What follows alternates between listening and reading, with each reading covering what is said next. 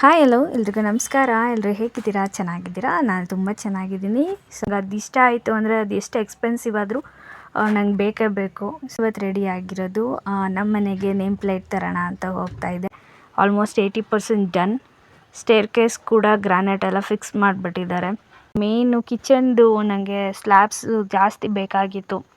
ಇವಾಗ ನನ್ನ ಬ್ಲಾಗಲ್ಲಿ ಮನೆ ಕೆಲಸ ನಡೀತಾ ಇರೋದ್ರಿಂದ ಸೊ ಅದನ್ನೇ ನಾನು ನಿಮಗೆ ತೋರಿಸ್ಬೇಕು. ಸೊ ಹಾಗಾಗಿ ಅದನ್ನೇ ಹಾಕ್ತಾ ಇದ್ದೀನಿ. ಒಂದು 2-3 ಕ್ಯಾನ್ಸಲ್ ಮಾಡಿ ಇದು ಫೈನಲ್ ಮಾಡಿದ್ದು ನಾವು.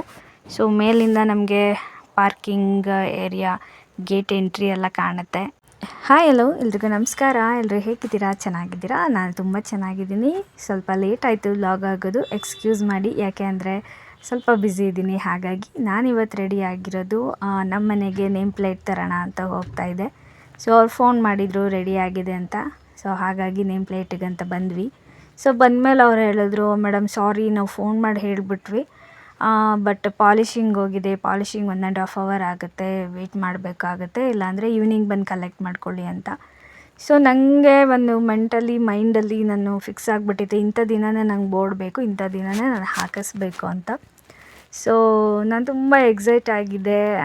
ಆ ಎಕ್ಸೈಟಲ್ಲಿ ನನ್ನ ಬೋರ್ಡ್ ಹೇಗೆ ಬಂದಿದೆ ಏನು ಅನ್ನೋ ಒಂದು ಟೈಮಲ್ಲಿ ನಾನು ತಿಂಡಿ ಕೂಡ ಮಾಡದೆ ಹೋಗಿದ್ದೆ. ಸೊ 1.5 ಅವರ್ ಅಂದರು. ಸೊ ಯಾವುದೇ ಕೆಲಸ ನಮಗೆ ತುಂಬ ಒಳ್ಳೆಯದಾಗಬೇಕಂದ್ರೆ ತುಂಬ ಇರಲ್ಲ ಆ ಟೈಮು. ಅಪ್ ಆ್ಯಂಡ್ ಡೌನ್ಸ್ ಇದ್ದೇ ಇರುತ್ತೆ ಆ್ಯಂಡ್ ತುಂಬ ಕಾಯಿಸುತ್ತೆ ಆ ಟೈಮು. ಸೊ ಇಟ್ಸ್ ಓಕೆ, ನಾನು ಈ ಬೋರ್ಡ್ಗೋಸ್ಕರ ಕಾಯ್ತೀನಿ 1.5 ಅವರು. ಸೊ ಆದಷ್ಟು ಬೇಗ ಪಾಲಿಷಿಂಗ್ ಮಾಡಿಕೊಡಿ ಅಂತ ಹೇಳಿ. ಆ್ಯಂಡ್ ಅದಾದಮೇಲೆ ಮತ್ತೆ ಟೈಲ್ಸ್ ಅಂಗಡಿಗೆ ಹೋಗಿ ಒಂದು ದೇವ್ರದ್ದು ಫೋಟೋ ಬೇಕಾಗಿತ್ತು ನನಗೆ. ಸೊ ನಾನು ಮನೆ ಕಟ್ಟೋಕ್ಕೆ ಶುರು ಮಾಡಿದ್ಮೇಲೆ ಇಂಜಿನಿಯರ್ ಪ್ಲ್ಯಾನ್ ಕೊಟ್ಟಮೇಲೆ ಮನೆ ಈ ಥರ ಬರುತ್ತೆ ಅಂತ ನಾನು ಆಲ್ರೆಡಿ ಫಿಕ್ಸ್ ಆಗಿಬಿಟ್ಟಿದೆ. ಇಲ್ಲಿಗಿದೆ ಬೇಕು. ನಮ್ಮ ಇಚ್ಛೆಯಂಗೆ ನಾವು ಮನೆ ಕಟ್ತಾ ಇರೋದು. ಸೊ ಏನು ಬೇಕು ಅನ್ನೋದನ್ನು ನಾನು ಇವಾಗೆ ಹಾಕ್ಸ್ಕೋಬೇಕು. ನೆಕ್ಸ್ಟು ಅಂದರೆ ನಾಳೆ ಅನ್ನೋದು ಹಾಳಾಗುತ್ತೆ ಅನ್ನೋ ಕಾರಣಕ್ಕೆ ಸೊ ಅದನ್ನು ಕೂಡ ಒಂದು ದೇವ್ರದ್ದೊಂದು ಫೋಟೋ ಪರ್ಚೇಸ್ ಮಾಡಿದ್ವಿ. ಸೊ ಲೈಫಲ್ಲಿ ಫಸ್ಟ್ ಟೈಮ್ ಆ ದೇವ್ರದ್ದು ಟೈಲ್ಸ್ನ ನಾನು ಪರ್ಚೇಸ್ ಮಾಡಿದ್ದು. ಸೊ ಇಟ್ಸ್ ಟೂ ಎಕ್ಸ್ಪೆನ್ಸಿವ್ ಅಂತ ಅನ್ನಿಸ್ತು. ಇಟ್ಸ್ ಓಕೆ, ಬೇಕಾಗಿತ್ತು. ನಮ್ಗೆ ಬೇಕು ಅಂದಾಗ ಎಕ್ಸ್ಪೆನ್ಸಿವ್ ಆದರೂ ನಾವು ತೊಗೊಳ್ಳೇಬೇಕಾಗತ್ತೆ. ಸೊ ಹಾಗಾಗಿ ನಾನು ಸ್ವಲ್ಪ ಬೇಜಾರು ಆಗ್ತಾಯಿತ್ತು, ತಲೆ ಬೇರೆ ನೋವಾಗ್ತಾಯಿತ್ತು. ಸೊ ಇಷ್ಟಪಟ್ಟಿದ್ದು ಬೇಕು ಅಂದಾಗ, ಎಕ್ಸೈಟ್ ಆಗಿದ್ದಾಗ ವೆಯ್ಟ್ ಮಾಡಲೇಬೇಕಾಗತ್ತೆ. ಸೊ ಅದಾದಮೇಲೆ ಕಿರಣ ಬೋರ್ಡ್ನ ತಗೊಂಡು ಬಂದ. ಅದಾದಮೇಲೆ ಮನೆ ಹತ್ರ ಬಂದ್ವಿ ಆ್ಯಂಡ್ ಫಿಕ್ಸ್ ಮಾಡಿಸ್ತಾ ಇದ್ದೀನಿ. ಸೊ ನಮ್ಮ ಮನೆಗೆ ನಮ್ಮಮ್ಮನ ಹೆಸರಿಟ್ಟಿದ್ದೀನಿ. ಇವತ್ತು ನಮ್ಮಮ್ಮ ಇಲ್ಲ. ಸೊ ಆದರೂ ನಮ್ಮಮ್ಮನ ಹೆಸರು ಈ ಸೈಟ್ ತೊಗೋಬೇಕನ್ನೋದು ನಮ್ಮಮ್ಮಂಗೆ ತುಂಬ ಆಸೆ ಇತ್ತು. ಸೊ ಹಾಗಾಗಿ ನಮ್ಮ ಮನೆಗೆ ಗೌರಮ್ಮ ಅಂತ ನಮ್ಮಮ್ಮನ ಹೆಸರು. ಗೌರಮ್ಮ ಅಮ್ಮನ ನಿಲಯ ಅಂತ ಹೆಸರಿಟ್ಟಿಸಿದ್ದೀನಿ. ಆ್ಯಂಡ್ ಇದು ಬಂದು ಗಣೇಶನ ಫೋಟೋ, ವಿಘ್ನ ವಿನಾಯಕ. ಸೊ ನಮ್ಮ ಮನೆಗೆ ಮೊದಲೇ ಪ್ಲ್ಯಾನ್ ಮಾಡಿದ್ದೆ ಬೇಕು ಅಂತ. ಸೊ ಇದು ಸ್ಕ್ವೇರ್ ಫೀಟ್ ಲೆಕ್ಕದಲ್ಲಿ ಬರುತ್ತೆ. ಸೊ ಇದು 2x4 ತೊಗೊಂಡಿದ್ದು, ತುಂಬ ದೊಡ್ಡದು. ಆ್ಯಂಡ್ ಇದನ್ನು ಕೂಡ ಫಿಕ್ಸ್ ಮಾಡಿಸ್ತಾ ಇದ್ದೀನಿ. ನಂಗೆ ಗೊತ್ತಿಲ್ಲ ನಾನು ಹೇಗೆ ಅಂದರೆ ಆ ದಿನ ಅದು ಮಾಡಬೇಕಂದ್ರೆ ನಂಗೆ ಮಾಡಲೇಬೇಕು. ನಂಗೆ ಅದು ಇಷ್ಟ ಆಯಿತು ಅಂದರೆ ಅದು ಎಷ್ಟು ಎಕ್ಸ್ಪೆನ್ಸಿವ್ ಆದರೂ ನಂಗೆ ಬೇಕೇ ಬೇಕು. ಸೊ ಹಾಗಾಗಿ ಫಿಕ್ಸ್ ಮಾಡಿಸ್ತಾ ಇದ್ದೀನಿ. ಆ್ಯಂಡ್ ಬೋರ್ಡು ಕೂಡ ನೇಮ್ ಪ್ಲೇಟಲ್ಲಿ ಗ್ಲಾಸಲ್ಲಿ ಮಾಡಿಸೋಣ ಅಂತ ಹೋಗಿದ್ದು. ಸೊ ಅವ್ರು ಹೇಳಿದ್ರು ಬಿಸಿಲು ಮಳೆ ಬೀಳೋ ಜಾಗ ಆದರೆ ಅದು ತುಂಬ ಫ್ಯೂಚರ್ ಇರಲ್ಲ, ಹಾಳಾಗುತ್ತೆ ಅಂತ. ಸೊ ಹಾಗಾಗಿ ಕಲ್ಲಲ್ಲೇ ಬರೆಸ್ದೆ. ಸೊ ಅದಾದಮೇಲೆ ಕೆಲಸ ಹೇಗೆ ನಡೀತಾ ಇದೆ ಅಂತ ಸ್ವಲ್ಪ ರ್ಯಾಂಡಮ್ಮಾಗಿ ನೋಡೋಣ ಅಂತ ಒಳಗಡೆ ಹೋದೆ. ಪಾರ್ಕಿಂಗ್ ಟೈಲ್ಸ್ ಹಾಕ್ತಾ ಇದ್ದಾರೆ. ಸೊ ವೆಟ್ರಿಫೈಡೇ ಹಾಕ್ಸಿದ್ದೀವಿ ಪಾರ್ಕಿಂಗಲ್ಲಿ. ಸೊ ನನಗೆ ಸ್ವಲ್ಪ ಮನೆಗೆ ಟೈಲ್ಸ್ ಎಲ್ಲ ಚೂಸ್ ಮಾಡಿದ್ದು ನಾನೇ. ನನಗೆ ಕ್ಲೀನಿಂಗ್ಗೆ ನನಗೆ ಈಸಿ ಆಗಬೇಕು. ಸೊ ಆ ಕಲರ್ಸ್ನ ನಾನು ಚೂಸ್ ಮಾಡಿದ್ದೀನಿ. ವೈಟ್ನ ತುಂಬ ಅವಾಯ್ಡ್ ಮಾಡಿದ್ದೀನಿ. ವೈಟ್ ಕಲರ್ ಜಾಸ್ತಿ ಎಲ್ಲೂ ಬರದೇ ಥರ ನೋಡ್ಕೊಂಡಿದ್ದೀನಿ. ಆ್ಯಂಡ್ ಎಲ್ಲ ಕೆಲಸ ಆಲ್ಮೋಸ್ಟ್ 80% ಮುಗಿದಿದೆ. ನಾನು 20% ಅಷ್ಟೇ ಬಾಕಿ ಇರೋದು. ಸೊ ಕಿಚನಲ್ಲಿ ನಾನು ಸ್ವಲ್ಪ ನನಗೆ ಹೇಗೆ ಬೇಕು, ನನಗೆ ಸ್ವಲ್ಪ ಸ್ಟೋರೇಜ್ ಏರಿಯಾ ಎಲ್ಲ ಜಾಸ್ತಿ ಬೇಕಾಗಿತ್ತು. ಸೊ ಅದನ್ನೆಲ್ಲ ನಾನು ಗ್ರಾನೈಟಲ್ಲಿ ಮಾಡೋಕ್ಕೆ ಹೇಳಿದ್ದೆ. ಸೊ ಆ ಪ್ರೊಸೆಸ್ ನಡೀತಾ ಇತ್ತು. ಸ್ವಲ್ಪ ಗ್ರಾನೈಟೆಲ್ಲ ಪಾಲಿಷಿಂಗ್ ಮಾಡೋದು ತುಂಬ ಲೇಟ್ ಆಗುತ್ತೆ. ಆ್ಯಂಡ್ ಸೊ ಇಲ್ಲಿ ಗ್ರಾನೈಟ್ ಎಲ್ಲ ಪಾಲಿಷಿಂಗ್ ಆಗ್ತಾ ಇರೋದ್ರಿಂದ ಇಲ್ಲಿ ಧೂಳು ಜಾಸ್ತಿ ಅನ್ನೋ ಕಾರಣಕ್ಕೆ ನಾನು ಜಾಸ್ತಿ ಇಲ್ಲಿಗೆ ಬರ್ತಾಯಿಲ್ಲ. ಸೊ ಹಾಗಾಗಿ ಆಲ್ಮೋಸ್ಟ್ ಮುಗಿದಿದೆ. ಡೋರ್ಸ್ ಫಿಕ್ಸ್ ಮಾಡಬೇಕು, ಪೇಂಟ್ ಮಾಡಬೇಕು. ಟೈಲ್ಸ್ದೆಲ್ಲ ಆಲ್ಮೋಸ್ಟ್ ಇನ್ನೊಂದು 10% ಇದೆ ಅಷ್ಟೇ, 20% ಅಂದ್ಕೊಳ್ಳಿ. ಸೊ ಇನ್ನೇನು ಟೈಲ್ಸ್ದೆಲ್ಲ ಮುಗಿಯೋ ಹಂತಕ್ಕೆ ಬಂದಿದೆ. ಆಲ್ರೆಡಿ ದೇವ್ರ ಮನೆದು ಮುಗ್ದಿದೆ ಆ್ಯಂಡ್ ರೂಮ್ದೆಲ್ಲ ಕೂಡ ಮುಗ್ದಿದೆ. ಸೊ ಆಲ್ಮೋಸ್ಟ್ ಇನ್ನೇನು ಮುಗಿಯೋ ಹಂತ, ಇನ್ನೊಂದು 15 ಡೇಸ್ ಮುಗ್ದೋಗುತ್ತೆ ಮನೆ ಕೆಲಸ ಎಲ್ಲನೂ. ಸೊ ಇದು ರೂಮಿಂದನೇ ನಮಗೆ ಮೇನ್ ಕಾಂಪೌಂಡಲ್ಲಿ ಯಾರು ಬಂದರೂ ಹೋದರೂ ಎಲ್ಲ ರೂಮಿಂದನೇ ನೋಡ್ಕೊಬೋದು. ಸೊ ರೂಮ್ಗೆ ಅಟ್ಯಾಚ್ ಆಗಿರೋ ವಾಶ್ರೂಮ್ ಕೂಡ ಎಲ್ಲ ಕಂಪ್ಲೀಟ್ ಆಗಿದೆ. 1 ವೀಕ್ ಆಗಿತ್ತು ಮನೆ ಹತ್ರ ಬಂದು. ಸೊ ಸಖತ್ ಧೂಳಿರೋದ್ರಿಂದ ಅಲ್ಲಿ ಕೂತ್ಕೊಳ್ಳೋಕ್ಕೂ ಜಾಗ ಇಲ್ಲ ಅನ್ನೋ ಕಾರಣಕ್ಕೆ ಜಾಸ್ತಿ ಬರ್ತಾ ಇರಲಿಲ್ಲ ಇಲ್ಲಿಗೆ. ಸೊ ಡೋರ್ ಕೂಡ ಬಂದಿದೆ, ಡೋರ್ ರೆಡಿ ಆಗಿದೆ ಆ್ಯಂಡ್ ಬೇಗ ಬೇಗ ಮಾಡ್ತಾ ಇದ್ದಾರೆ ಆಲ್ಮೋಸ್ಟು. ಸೊ ನೋಡೋಣ. ಆ್ಯಂಡ್ ಇಲ್ಲೂ ಅಷ್ಟೇ, ಇಲ್ಲೊಂದು ಹ್ಯಾಂಡ್ ವಾಶ್ ಬರುತ್ತೆ. ಸೊ ಇದು ಗಲೀಜಾಗಬಾರ್ದು ಅಂತ ಅಲ್ಲಿಗೂ ಕೂಡ ಹ್ಯಾಂಡ್ ವಾಶ್ ಜಾಗಕ್ಕೆ ಟೈಲ್ಸ್ ಹಾಕ್ಸಿದ್ದೀನಿ. ಅದು ಕಂಪ್ಲೀಟ್ ಮಾಡಿದ್ದಾರೆ. ಸೊ ಇದಿಷ್ಟು ಎಲ್ಲನೂ ಟೈಲ್ಸ್ ಕೆಲಸ ಮುಗಿದ್ರೆ ಆಲ್ಮೋಸ್ಟ್ 80% ಡನ್. ಸ್ಟೇರ್ಕೇಸ್ ಕೂಡ ಗ್ರಾನೈಟ್ ಎಲ್ಲ ಫಿಕ್ಸ್ ಮಾಡಿಬಿಟ್ಟಿದ್ದಾರೆ. ಸೊ ನನಗೆ ಆಲ್ಮೋಸ್ಟ್ ಈ ಗ್ರಾನೈಟ್ ತುಂಬ ಇಷ್ಟ ಆಯಿತು. ಗಲೀಜಿಗೂ ಕಾಣಲ್ಲ ಆ್ಯಂಡ್ ಕೊಳೆನೂ ಕಾಣಲ್ಲ. ಸೊ ಆ ಥರ ಗ್ರಾನೈಟ್ ಹಾಕಿಸ್ಕೊಂಡಿದ್ದೀನಿ ವೈಟ್ ಆ್ಯಂಡ್ ಬ್ಲ್ಯಾಕ್ ಕಾಂಬಿನೇಷನಲ್ಲಿ. ಸೊ ನಮ್ಮ ಮನೆಗೆ ಆಲ್ಮೋಸ್ಟ್ ಬ್ಲ್ಯಾಕ್ ಕಲರ್ ಟೈಲ್ಸ್ನೇ ಚೂಸ್ ಮಾಡಿದ್ದೀನಿ. ಚೆನ್ನಾಗಿ ಕಾಣುತ್ತೆ look wise and royal look ಇರುತ್ತೆ ಅನ್ನೋ ಕಾರಣಕ್ಕೆ. ಸೊ ಸ್ಟೇರ್ಕೇಸ್ಗೂ ಅಷ್ಟೇ ಫುಲ್ಲು ಕಂಪ್ಲೀಟಾಗಿ ಎಲ್ಲ ಕಂಪ್ಲೀಟ್ ಮಾಡಿದ್ದಾರೆ. ಮೇಲ್ಗಡೆ ಅಷ್ಟೇ ಯಾವ ಕೆಲಸನೂ ಪೆಂಡಿಂಗ್ ಇಲ್ಲ. ಮೇಲ್ಗಡೆ ಹೋದರೂ ಅಷ್ಟೇ ಯಾವುದು ಇದು ಕಂಪ್ಲೀಟ್ ಆಗಿಲ್ಲ ಪೆಂಡಿಂಗ್ ಅನ್ನೋದೇನಿಲ್ಲ. ಮೇಲೂ ಅಷ್ಟೇ ಚುರ್ಕಿ ಎಲ್ಲ ಹಾಕ್ಬಿಟ್ಟಿದ್ದಾರೆ, ಎಲ್ಲ ಕಂಪ್ಲೀಟ್ ಆಗಿದೆ. ಡ್ರಮ್ಮೆಲ್ಲ ಇಟ್ಟಿದ್ದಾರೆ, ಎಲ್ಲ ಆಗಿದೆ ಆಲ್ಮೋಸ್ಟು. ಸೊ ಇವಾಗ ವೈಟ್ ವಾಶ್ ಆಗಿರೋದ್ರಿಂದ ಮನೆ ಸ್ವಲ್ಪ ನೋಡೋದಕ್ಕೆ ಲುಕ್ ಆಗಿದೆ.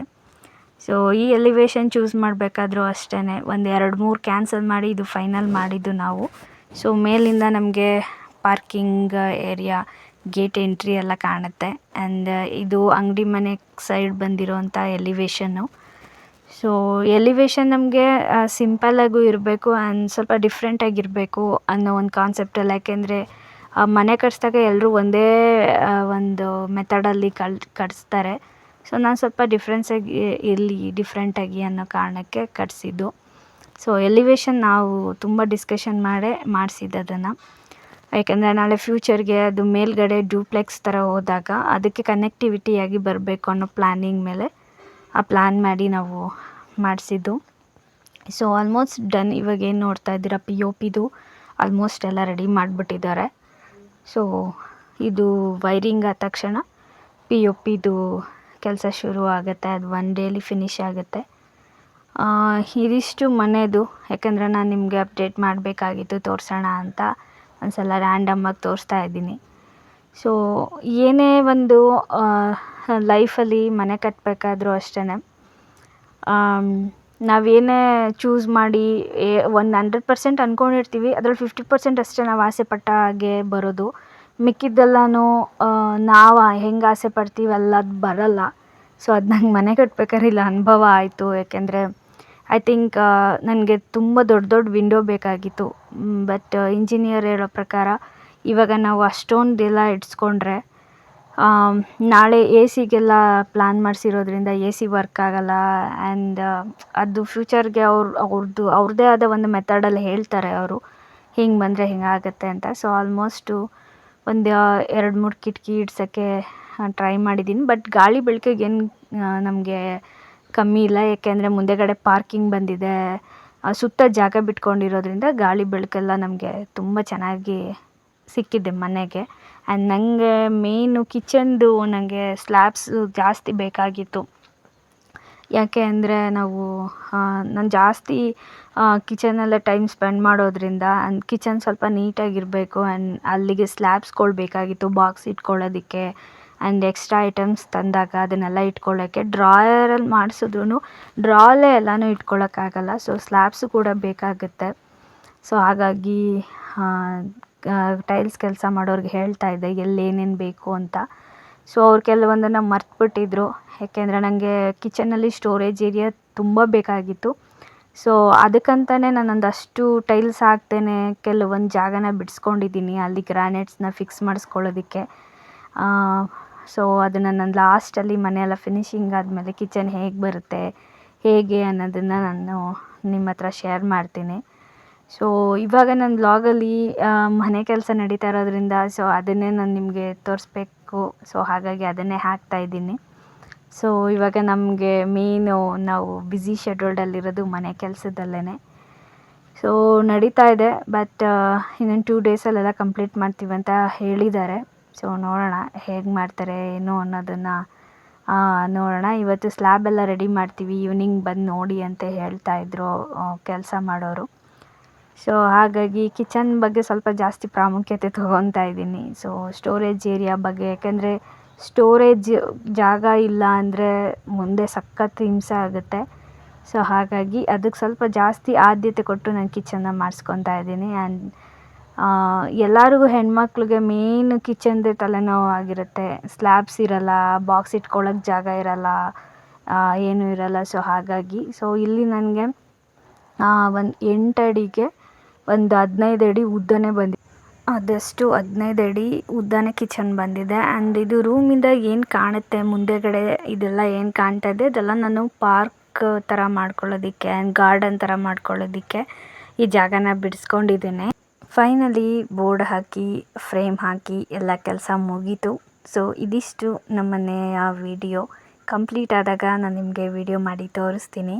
ಸೊ ಹೀಗೆ ನನಗೆ ಸಪೋರ್ಟ್ ಮಾಡ್ತಾಯಿರಿ. Thank you so much.